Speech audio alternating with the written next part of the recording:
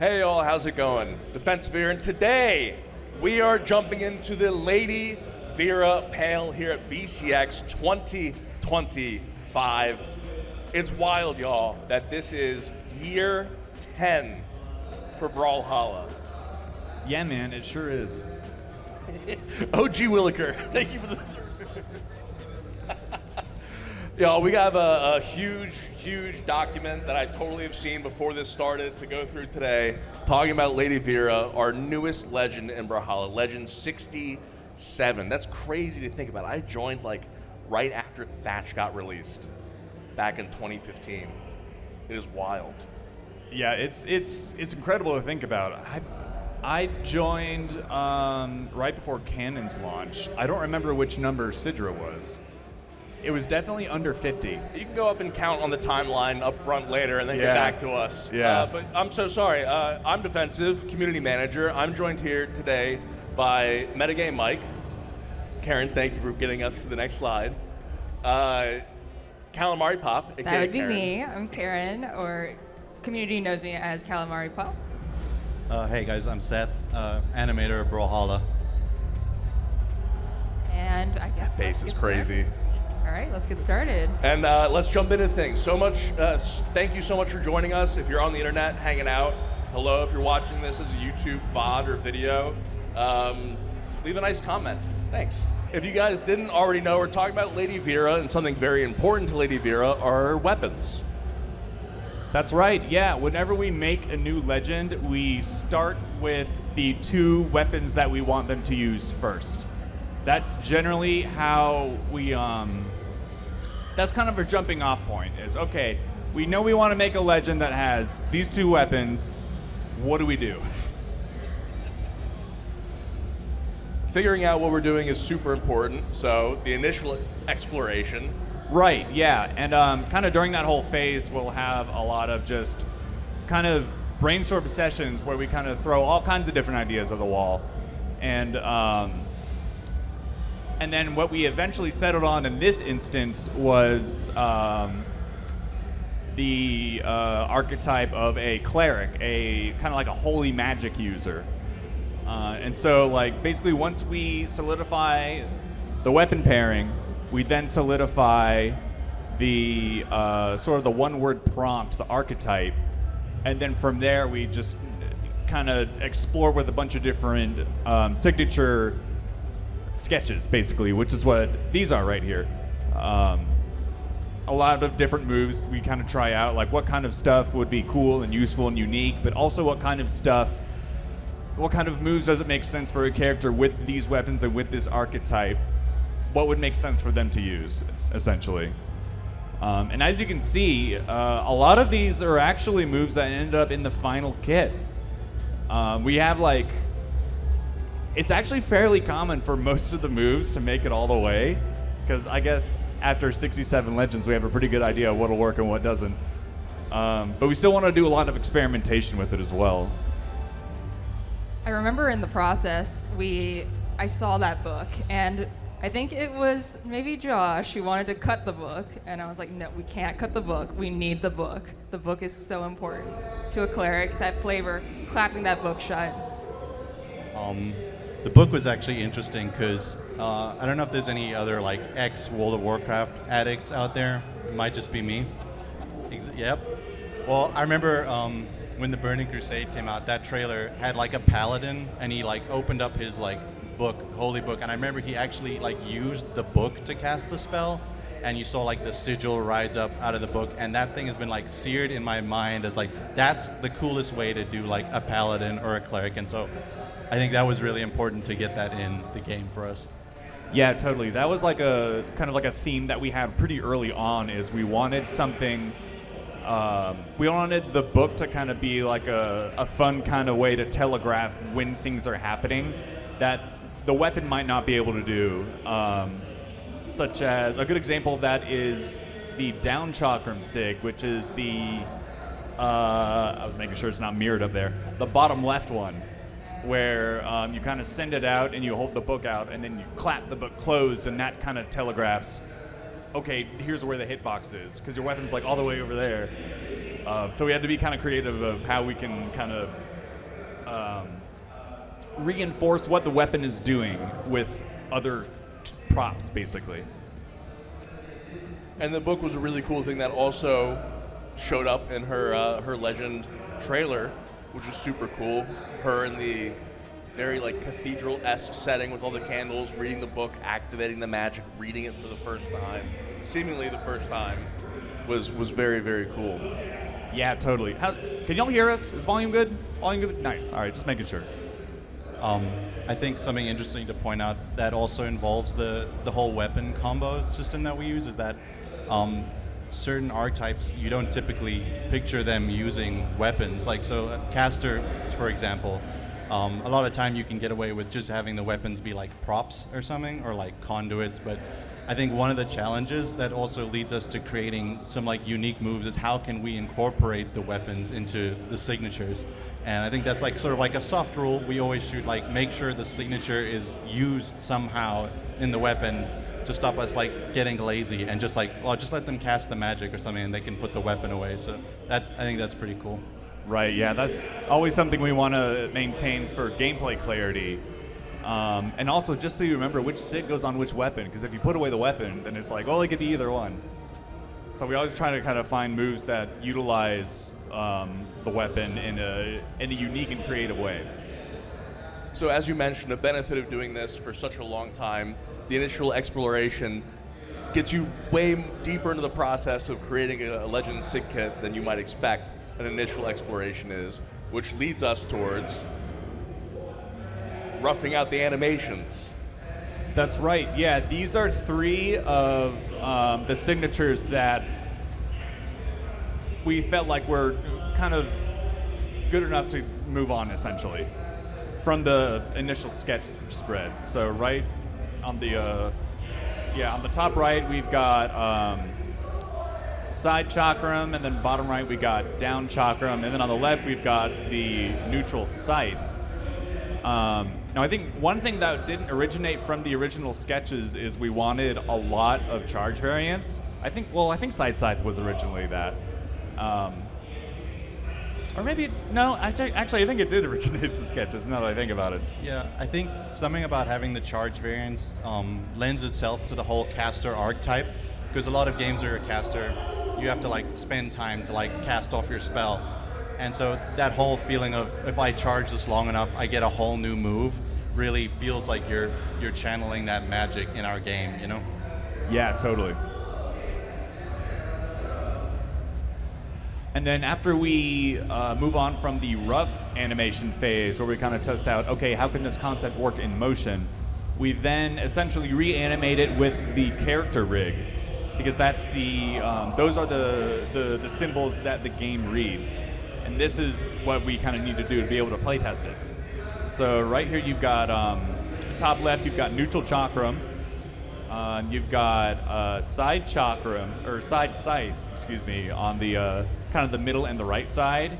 The middle is the one you get on tap, and the one on the right is the charge variant, where you do this cool little swing. That's one of Seth's moves. And then, yeah, bottom left, we got the down chakram, and then bottom right, we've got the side chakram. So yeah, it's cool to kind of see how a move can evolve from the rough phase to the rigged up phase, and kind of all the problem solving you need to do to get the move kind of looking what you want it to look like in your head, and how it can kind of like telegraph threat areas and essentially do what it needs to do to feel like a full fleshed out move. Yeah, and we'll do quite a bit of like iteration in this stage, like amongst ourselves, because this is really where we're like, okay, yeah, I want it to hit here. How does this timing feel? Do you think this is going to be workable? And we'll get like a lot of feedback, like, no, that's insane. You can't put that in the game, or that's good to go. And we'll do a lot of like back and forth within our like team until we land on what you have here, which is the sort of more reasonable attempts to start testing with, you know. Yeah, totally. And we also do a lot of exploration with just more subtle posing. Like the side chakram sig, the one on the bottom right is a good example. It didn't originally have the slam down. We wanted to kind of figure out a way to incorporate the weapon, even though you're just summoning like a giant lion shooting laser beams. Like I remember in early concept we had her just kind of like bow like that, and like the line would just kind of come up from behind her. But we figured we tried to slam down because it gets us a hitbox before the line shows up. So it's a little bit of like mechanical use, but also it kind of makes the weapon a little more active in the move. It's also about like, we want you to feel like cool when you're pressing these buttons, and so if we feel like the posing is like lackluster, or it just doesn't sell the fantasy of the power that you're playing, then we definitely go back to the drawing board until it like, we're like, yeah, that's cool. I want to do that. I feel cool doing that move or something like that. I'm glad you brought that up because internally we often call the signature button the fun button. We want to encourage people to use the signatures because they are cool. They are a big part of what makes a legend unique, which is why we're talking about the process of making them, right? So. Exactly, yeah. A lot of the times we like to fall back on what we call the rule of cool for a lot of our creative decisions. Like, we'll get to more of this later, but there's a lot of initial sketches that had kind of this like spectral holy lion, and it's like, well, of course that's making it into the signatures. That's the coolest thing I've ever seen. And so a lot of that will kind of inform a lot of our creative decisions, but also the mechanics of how the moves actually work. Totally. This is my favorite part of the entire process because I can actually contribute because y'all are doing all the cool art stuff. But when it comes to playtesting, that's when the fun really starts in the office. Yeah, that's always my favorite part too. It's kind of the proving grounds of, okay, we have all these ideas of how this could work. Let's see if it actually works. Let's see if it's actually useful, if it's actually fun, if it does what we want things to do.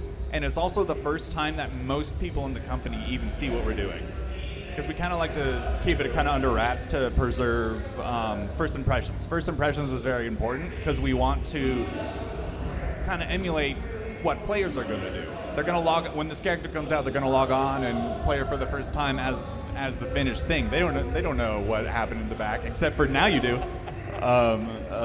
So we kind of on purpose keep a lot of the dev team in the dark until it's playtest time because we want people to press the button and then see how they react. And I will say, like, first playtest especially it's super humbling whenever we get there. There's a lot of moves that you feel really good about and you're like, this is awesome, everyone's gonna love this move, and then you see the feedback and they're like, this is the worst move in the game, we can't use this ever, and it's like, oh. And it really teaches you to kill your babies. Like, you got to get rid of this, let go. And we actually had a couple of those with Lady Vera, as you can see on our slides. Our original is the D scythe, I think. D scythe. Yeah, we had this like pretty cool idea where you flung the scythe and like jump backwards, and the lion would blast you, and no one liked the move. Like it just didn't work, even though it seemed cool. And so that's when we had to go back to the drawing board and like, okay, what can we do? And so we'll go back to like our pitches that we made and see like, are any of these usable? And we'll try iterate on those in these quick sketches. And sometimes there's just a whole new one, as it turns out being, which Mike actually came up with for the D side. Yeah, totally. This is kind of an interesting process because it's like, a lot of the times a playtest will result in, there's definitely some key favorites. And then there's some that just don't make the cut. And so then we kind of take in mind, like, okay, what did people like about the favorites? How can we maybe have something that meshes well with the kit if we make a totally new move? So in this instance, we have a bunch of kind of stuff we just threw at the wall. Like the top left one, we kind of had one where you kind of summon a big energy burst. And then top right one, we had kind of like trap sigils, almost like kind of like what Yumiko does with her down hammer. We ended up passing on those two in particular because they felt a little redundant with stuff we've already done before. Like Yumiko's traps is Yumiko's thing. We don't really want to steal her thunder on that. And I think that that big laser beam coming out felt a little bit too much like Scythe neutral for Fate, who is also a very magic-based legend.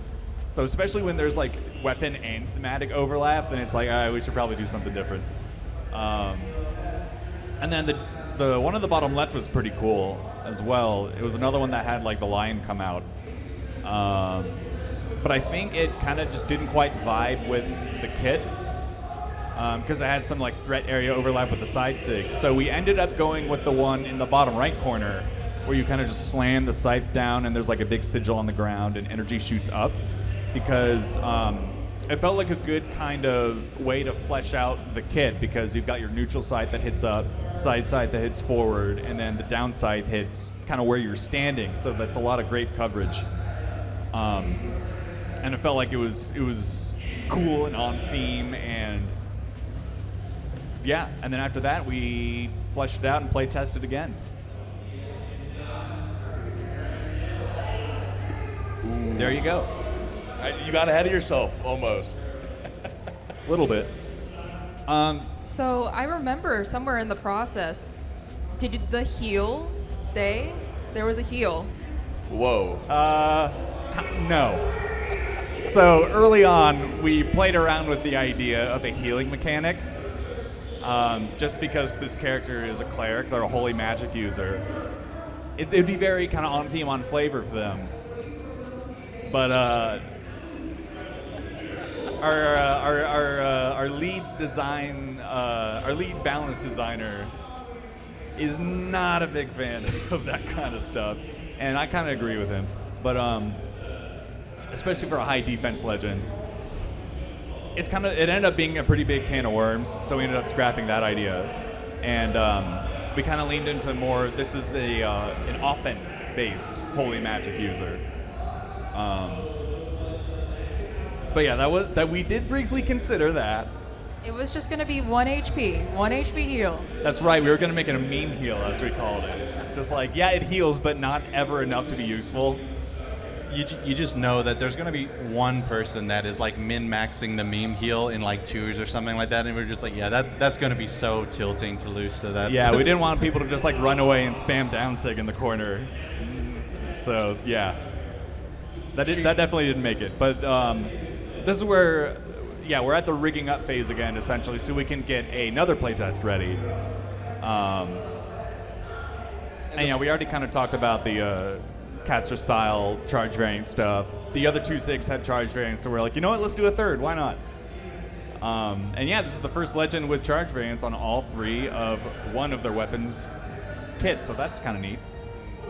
And it is interesting, we should talk about the frequency of our play tests. When we do have a new legend in the works, it's not, we get one play test and we have to wait a month before people get things together and get them ready. It is normally the next week we're on a new build. Well, ideally. Sometimes it takes a little longer to get more moves together. A week, asterisks. Yeah. Best case scenario, we can have a bunch of them in quick succession and try out a bunch of different stuff.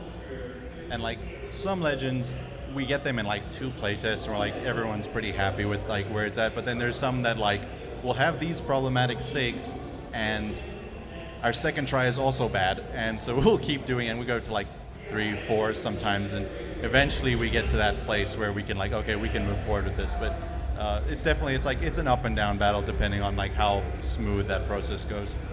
Well, it's not always that things are bad either. Sometimes people just have great ideas and they have to be put in, right? So sometimes, yeah, there can be a lot of different reasons why we end up scrapping a move and moving on with something else. A lot of it can just be for flavor reasons, where it's like we just get better ideas and we're like, let's just do that instead. That happens every now and then, for sure. Here we go.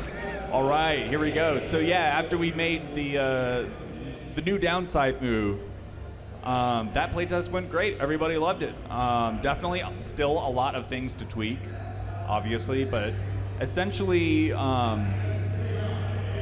after a playtest where we're feeling pretty good about every move, we move on to this phase that we call Greenlight, which is essentially all the moves are keepers.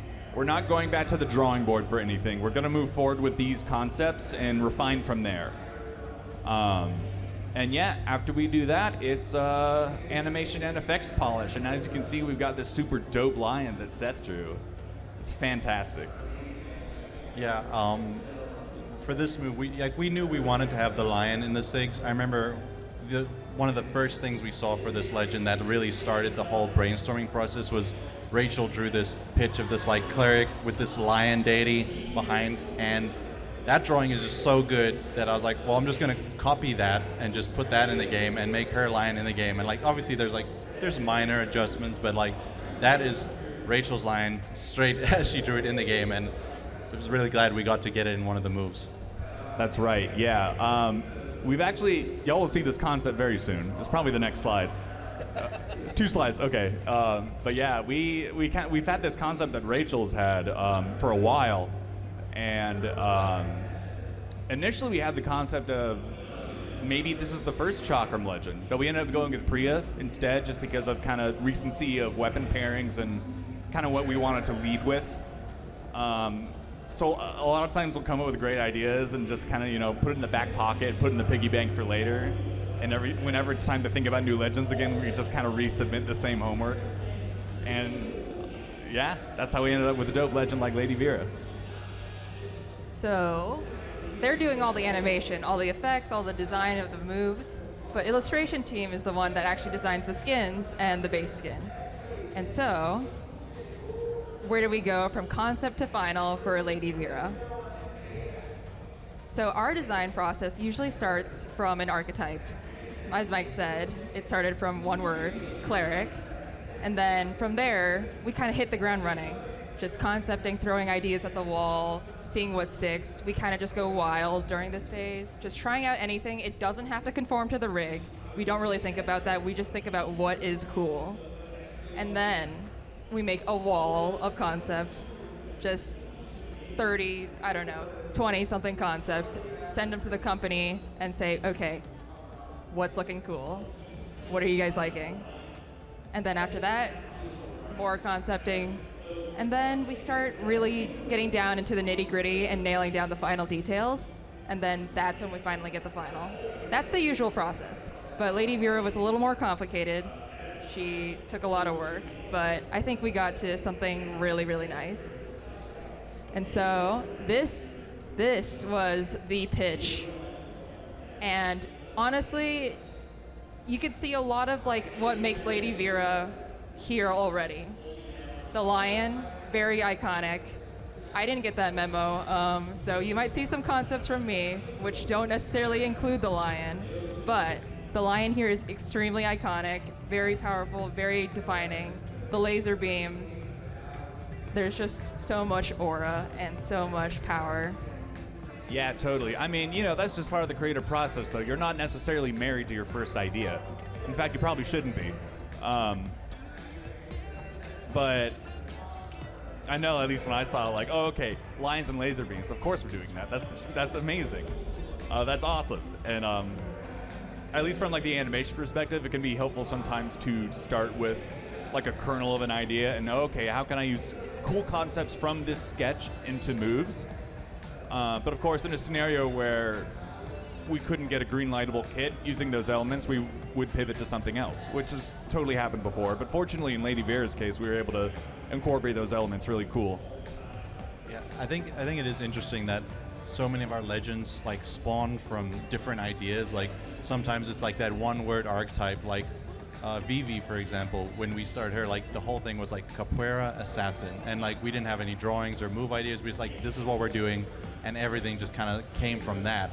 But then cleric or Imugi, for example, started because one of our artists did an amazing sketch, and we're we have to put that sketch in the game, or King Zuva, whereas we had animation ideas. We want a character that fits these moves, and how do we get that in the game? So they can spawn from a lot of different areas in the Yeah, that's team. a good point. A lot of new legends essentially spawn from concept sketches, but a lot of them can also just spawn from just vague, or not vague, but essentially how we want them to fight. Vivi with her capoeira is a great example. Capoeira assassin is kind of the nugget of that legend's idea, and we had essentially no visuals yet to associate her with. But with Lady Vera, totally opposite. We had the visuals first, or we had a visual first. We didn't know how far this concept would go, but we definitely wanted to roll forward with it. And so, from one of our illustrators, we had Tegu, who made these lovely sort of marching band style and very traditional JRPG kind of clerics. Very stylish, very cute, trying out different ages, body types, and, well, it'll be compiled into the wall later, but I can tell you already that the middle top one here and the middle right on the top were very, very popular. And Jordan made these lovely concepts. You can see already the emblem that ended up on Lady Vera's sort of middle cloth. That emblem is right there on the chest of Concept 10, that figurine. Honestly, I really, really liked 10. It was a very, very compelling concept, just that strong. It was one of the few male concepts, actually. Yeah, 10 is badass, but yeah, that's an interesting point. At this phase, we don't know gender, age, height, really any physical attributes are all undecided, so it's kind of sky's the limit. And it is really important to make sure we don't leave like anything behind in the concepting phase. Like that's the time to like get like all the ideas out there, even if they're bad or crazy or like unorthodox to what you'd normally expect. Like that's where we really want to see how far in any direction we can push these ideas. And so here's part 1. I have like 7 parts, but I didn't get the memo, so I started off with a deer deity here, and I thought that was fun. I wanted to go with like more of a shaman sort of cleric. How far can I push the religious aspect of a cleric, and like how far can I deviate before I get reined in? And then I have another concept on the side. I like to do these little doodles to give them a little bit more flavor and, you know, just kind of sell the team a little bit. What sort of character, how do they fit into Brawlhalla with all the other characters? Here's some more. They're varying levels of detail at times. Sometimes I go all out, sometimes I dial it back, but more elaborating on, we kind of riff on each other's concepts, and when I saw Tegu's marching band concept, I was like, oh wow, I want to do something like that too. I thought that would be so cute, and that spawned the one on the far right here, but otherwise I'm still testing out my own things, trying to figure out what's working, what's not working. And then here, I'm still trying out new deities. The bird, owl thing, kind of scary, freaky, but really cool. I know the little Kaya sketch was super popular in the studio. Everyone was obsessed with that interaction. Yeah, every concept sheet where Vera, whatever form she was interacting with Kaya, we're pointing at that's very funny, that's very cool. That should end up in the lore. I can't remember if it did or not. I'm pretty sure it might have. I don't think it did, but Now you know. Good doodle regardless. It's in our head canon, you know. I'm just having fun, just like trying to throw all these design details. I tried out like this cool headdress thing on the one on the right here.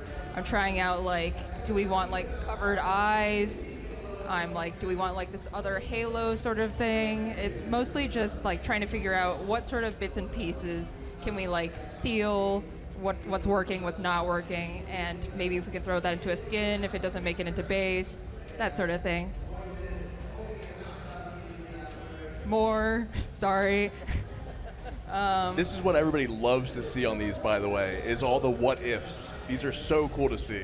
This is a big favorite for you as well, this legend in particular. Yes, I did so many. I was just like, I'm gonna just keep drawing. I just even before you guys like really nailed down Cleric as like the next legend, I was already just, all right, I did 6. We're doing Cleric, right? I feel like, I mean, this whole like archetype's probably like pretty down your alley and the stuff you like. Yes, you I normally draw. love fantasy. I love like D&D, these like tabletop RPGs, traditional fantasy. So this is very much up my alley, and I really just wanted to do all I could for this pitch. And like was mentioned earlier, nothing gets left behind, right? All this gets left in the tank, could potentially be used later for a skin or a different legend archetype. You know, it's not wasted work. It's definitely something that can still be drawn upon in the future. Right, yeah, and even if it's a concept that we don't end up using in any way, shape, or form, it's a concept that can get us to the final product, essentially. It can be a stepping stone on our path to wherever we want to end up. Now these two were very popular, I think, among the company. They were very, I think the one on the right here was, it was one that was kind of just like, I'm gonna have some fun. It's not gonna go anywhere, so I'm just gonna draw it and not color it in. But then it became a very, very, very popular option, even though, you know, none of it was probably gonna make it through, honestly. The flames itself probably were a killer. We're not gonna animate on base. Yeah, we generally don't try to come out with like epic skins straight out the hopper. But hey, you don't ever say never. And so here was the wall, the first like initial pass that the company saw, and then they got to choose and like pick out which aspects they liked. I can tell you which ones didn't get votes. They were both mine. 2, which is like that middle one at the top, and let's see, number 11, which is that girl with the scarf. I remembered. Well, it's the one with the red hair or the red accent that turned into Divine Adjudicator, didn't it? Well, okay, so there was more concepts after this that actually turned into that. That red did come back, but it came out in a different form. And so that's where part 2 of concepting comes in. And so Jeff and Abby contributed these lovely concepts. We were testing out different body types, different ages, and I really just like adore the little cow concept. The bell was so cute, and I love the colors in Abby's. You can see like hints of where they might be incorporated in skins later, like the covered eyes coming back. Tegu made some more concepts, and you can start seeing like these little hints of Lady Vera coming through, like maybe like how her boots fit onto her legs, and maybe there's like, well, he's the one who actually designed her scythe, so you can actually start seeing hints of that coming through as well. I love Sabrina's concepts, and the one on the right is probably like one of the standout favorites for me. I just really liked, I'm a big fan of like the priestly sort of cleric type. But you know, she was trying out sort of like a matronly sort of sage-like one in the middle here, which did come through. It did come through in the final concept, and here she really rendered it out, and it was like very gorgeous rendering, right? Like you see this and you're like, whoa, that's so cool. And honestly, the one on the right, I hope we make that a different legend one day, maybe. It's really cool. One of my favorite parts of like seeing your guys' sketches is seeing everyone's unique style coming through, and like the amount of variety that you guys can produce for just the same concept, and you come at it from like 15 different angles, and they're all so unique, and seeing how those blend together to create the final product is always like really cool to watch from outside. All right, part 6. Here I am trying different body types, different genders, just throwing anything at the wall. I love that you put wings on the lion in this one. I think that's super cool. I remember when 3 was shown in like the all hands meeting, I got a lot of messages about that one. And then here were my last 2 concepts that I made. You can see where the tassels that Lady Vera has really came into play. in that one right over there on the left. That's where they came from. But again, knowing the community as well as I do, they're gonna love all of these, and they're gonna demand in the next year that all of these become skins. Just saying. And so, finally, with all these concepts coalescing, RJ just sort of like synthesized them all, sort of took collective feedback, and it was like trying to nudge it towards a final. And this is like second to final. You know what Lady Vera looks like, but this is like where we were getting close. We were getting close. The weapons were done, but we were trying to hit our final stride into getting her just looking perfectly right. And that's where finally RJ was able to really just get her where she needed to be, and this is their final, the familiar Lady Vera that you know. And I think I could be wrong, but I'm pretty sure that sort of headpiece, you can see the beginnings of it in some of those other sketches as well, and it's cool seeing how you sort of reach back into your established ideas to like iterate further and be like, oh, actually that thing would actually work really well with this new concept, and you like see it in a whole new light now. Like that headpiece. There it is. There it is. There it is. It's there. It's there. It's really neat that it started red and turned gold eventually. Like it was purified almost from this darker aesthetic. And so, finally, I got to work on the splasher. Yippee! And I like to make some concepts for just the composition to see what's working, what's not working. I wanted to try out different vibes, like maybe a stained glass window for A, maybe like a cool, more ominous one for B and C. And then here you can see my concept. It doesn't look like the final because it's not final, but lighting edits, stylistic changes to like homogenize the style to look a little bit more Brawlhalla than instead of just me drawing a picture. But we were narrowing in, we're closing in. Once we get the base, the splash comes in, and that's it. There you go. That's how a legend's made. We do have the better part of 20 minutes for Q&A. So we can use all that time or some of it, but I'm sure there's some burning questions in the crowd.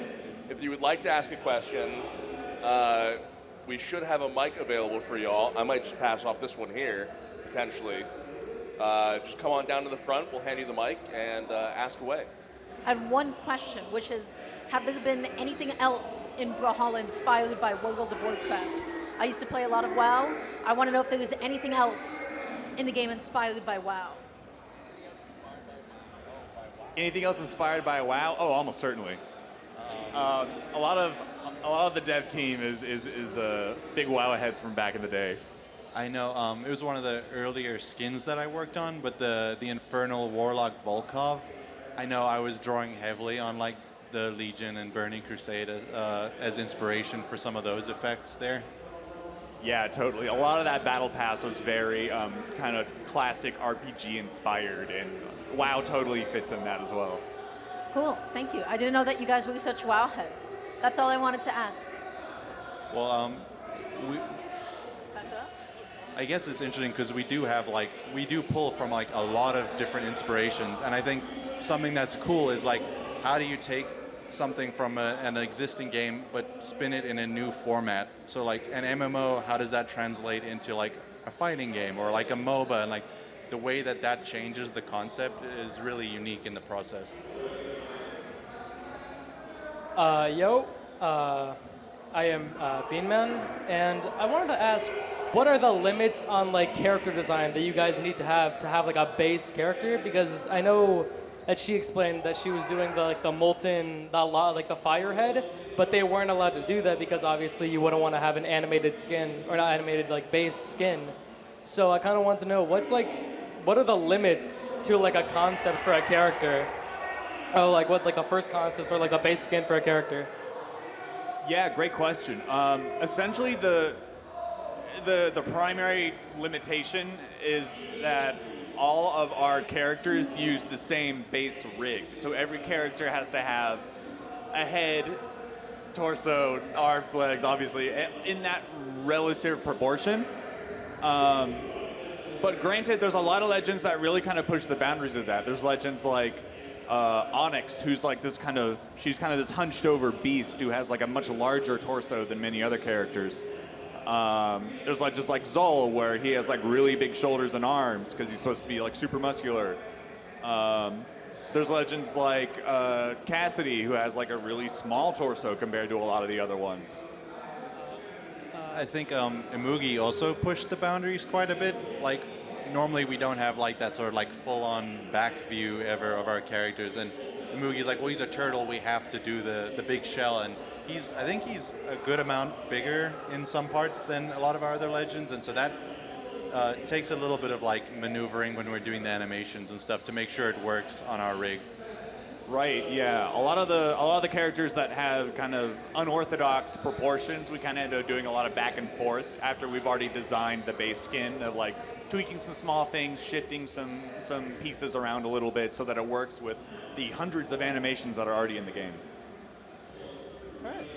Which is why you see some struggles with maybe Jake at times, SpongeBob. They have such a different body type, different rig, that the animators and the illustrators have to like work together very, very diligently to make that even remotely look right. Yeah, SpongeBob, we just had to accept that we had to reanimate pretty much any animation that he uses, and that was quite the task. But for Legends, we definitely try to keep it a little more in line with the proportions of the average Legend. Hi, big fan of your Kaya art. Very, very cute. Question: how do you guys decide on the stats of Legends? Because I know earlier you said how we knew we wanted Lady Vera to be defensive. We wanted Lady Vera to be defensive, but like, you know, she has three strength, and some people get very annoyed when a character has like 3 strength or 3 defense and high dexterity, and it can make the character like less desirable for them. So how do you figure out what you want to do stat-wise for characters?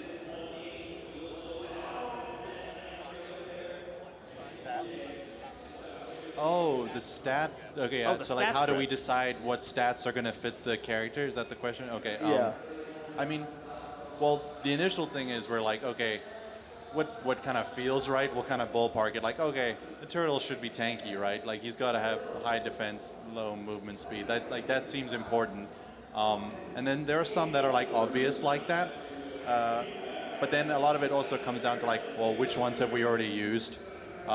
Which ones do we think don't fit the character? Like, if it's a more ambiguous one, we'll kind of just discuss it like a process of elimination. Like, no, I think that feels wrong for this character. He should have more of that, less of that, and we'll see what's existing. We have like a spreadsheet of like every combination of stats, and we'll kind of look and see which ones feel right and seem reasonable for the character. Exactly, yeah. There's a lot of scenarios where we will concept a character and it kind of just feels like someone who should have balanced stats. Like, Priya's a good example of that. We didn't want to go like too crazy far into one stat or another, given her archetype and that she's the first character with a new weapon. But with Lady Vera and Ransom before her, we wanted to kind of lean farther into a different direction that we hadn't done before. And we also definitely consider, like, does either of this character's weapons have blind spots? Like, we don't want like every Blaster's character to have low defense or every Axe character to have a high attack. So we trying to see, like, okay, do we have a lot of high defense sites? We didn't. It's like Nyx, and that's kind of it. So we figured this is a good opportunity for that. And since it's only the 3rd Chakram legend, Chakram could use a high defense legend too. And it did make a lot of thematic sense for a cleric to have like high strength smacking people around like it's nothing. So we figured, okay, high defense, low attack, and kind of somewhere in between for the other 2 stats. Thank you. Hi, big fan of your work. Hi, Sash. So I have a question specifically about Lady Vera and her design. You know you can just DM us, right? Yeah, but this is more fun. So there were a lot of concepts you showed where she's very happy and smiley, and almost all the way through the process, it's very like high energy. And yet she ended up at the end kind of annoyed looking. How did you guys all land on that sort of look right at the end?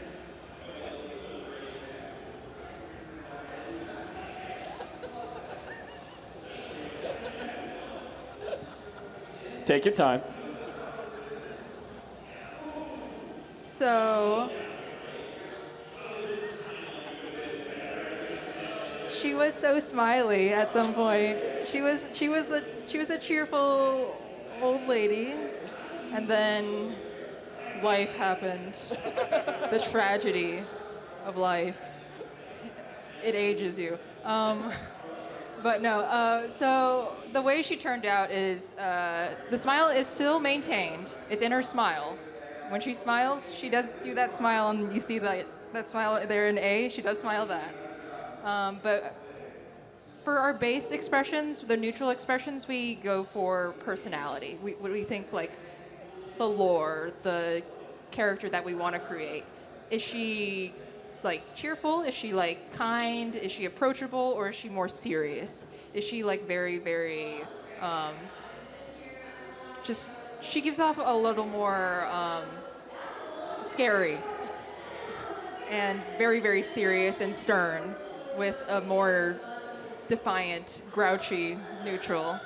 And her eyes, you'll notice that they changed from the concepts on the left to the right. Her eyes are actually meant to resemble lion's eyes, the more sharp, defined, sort of like scary. I wouldn't say scary, actually, that's probably not the right word, but more like sharp. She's sharp. Eyes of a predator. I wouldn't say it like that. But a very distinctive, like, feline look to sort of carry that visual of, like, her lion, incorporated into her design more organically. We were really workshopping how to incorporate her lion into her base design, which is why you saw her big hair in this one. It made it to her skin, the one that covers her eyes. The big hair, we wanted to evoke like a lion's mane. But since we didn't end up doing that as our like final direction, it ended up that her eyes changed to more evoke that feeling of a lion. So clever. Thank you. I always hello. I always love these panels. This is fantastic. And I love seeing all the varied concepts that you all come up with, and that you really do push the boundaries on what could potentially be a legend in Brawlhalla before you start narrowing things down. I was wondering if you could give a bit more insight into when in the design process do you start thinking about the world of Brawlhalla, like the lore, or maybe like when does lore go into the design process, or maybe is it more the other way around? Is lore just more of a really late thing that you consider after you've already designed most of the legend visually? Okay, yeah, kind of. So at what point do we kind of figure out how this character fits into Valhalla and how they interact with other characters? Okay, yeah, that's, I mean, that's more of like a lore team thing, right? Like you guys are more involved with that. I mean, it really depends on the legend. Like I said, like these legends come from all different kinds of starting points. Some of them we know a general lore connection. Like I know when we started Loki, we kind of had ideas of what he's been doing, and so he's a lore first character, whereas like someone like Lady Vera is like got sort of some lore connections. We wanted to connect her to some stuff, or like we knew from the start that she would be like Order of the Exalted Lion. We knew from the start. But after that, it's sort of like a little bit more nebulous where she fits in. Is she the founder? Was she someone who came later down the line? And in terms of like your question of when in the process does that normally take place, towards the end is normally when we solidify it, because we need it's really hard to come up with lore if we don't have a design. and we don't have moves. So like, really, once that stuff is all started to be in a place where like, okay, this is good to start like figuring out how this fits in, and that tends to be towards the end of the process, and we'll brainstorm like a bunch of like ideas and throw out a bunch of ideas and combine ideas, and that's how we kind of get there. I love that. It really does start from the weapon combo / concept. Thank you very much. Hello. This is mostly like a 2-in-1 kind of question, if that's all right. I guess based off of memory, which character had the most concepts and which characters had the least? I've always been kind of curious about that. That's actually a great question. I think I know which one has the least. I think Lucian. I remember, I actually wasn't even a dev yet, but I remember Matt Woomer at one point, I forget what we were talking about, but at one point he said like early on in the game's development, Dave, our former art director, just drew like a bunch of different legend concepts, no context, and he just pointed at Lucian, and Matt was like, that one should be a legend. And it was like really close to final. But as far as most, I don't know. What do you think? Most? I guess in recent memory, it might be her. Sounds about right. I think Ransom actually got a lot of concepts. Ransom had very, very, very many concepts. And I think Ransom and like Lady Vera probably had the most like labbing going on. I don't know if there's like more than Ransom and Lady Vera. That's right. Yeah, Ransom is a good one because we kind of knew from the get-go we didn't want Ransom to be human, but we didn't really know what that meant. So it took us a while to kind of nail it to where we landed with. All right, that's awesome. Thank you, guys.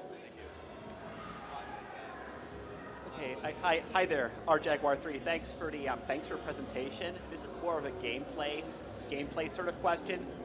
Yeah, this is more of a gameplay sort of question. So you mentioned that you have playtesting, and that's where you do things like if the SIG is viable or not. But I assume like also the reason that things aren't tournament legal, so you get a lot more feedback as to what works and do some fine tuning. Could you go into like detail what gets done earlier versus what gets done closer to final versus what gets done at the first balance pass? Yeah, great question. So essentially, the amount of balance that we do by the time we hit Greenlight is incredibly rough draft. It's more so like, can this move be balanced and work within the game?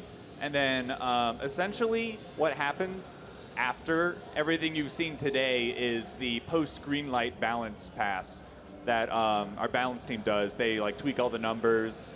Because for playtests, a lot of our, like how much damage a move does. It's startup frames, it's recovery frames. They're super duper rough ballparks. Sometimes we'll kind of just like look at a similar move and be like, okay, kind of something like that. And then after we kind of get everything solidified from the art side, then there's like a much more thorough approach taken to balance. And then of course we'll see how players react of all skill levels, pros and also, golds and stuff. Y'all play the game too. And we kind of like take in all that and see like what the initial reception is. And that can also greatly influence where a character ends up landing balance-wise as a whole. Okay, thank you so much. For those of you who still have questions, devs will be around all weekend, so just catch us, ask them. We do have some code cards to give out to y'all for joining us, and thank you so much for joining us. If you guys just come up to towards the stage, we'll hand them out this way. Again, thank you so much, Mike, Karen, Seth, for hanging out and sharing so much about Lady Vera. Yeah, thanks for coming, guys. Good to see everyone. Bye, YouTube.